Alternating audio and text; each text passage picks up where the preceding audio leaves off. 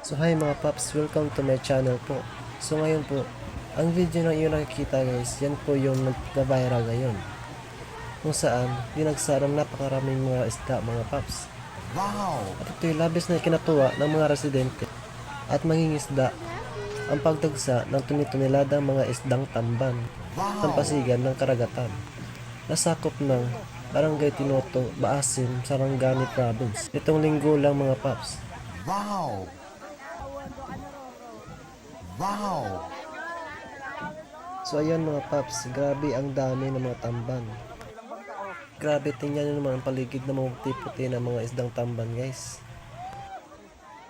At grabe, kung nandyan lang ako, baka ilang sako pang yung makuha kong isdang tamban guys. Grabe, tingnan nyo naman oh, ayan oh. Grabe na puti-puti talaga. Ayan oh. Grabe.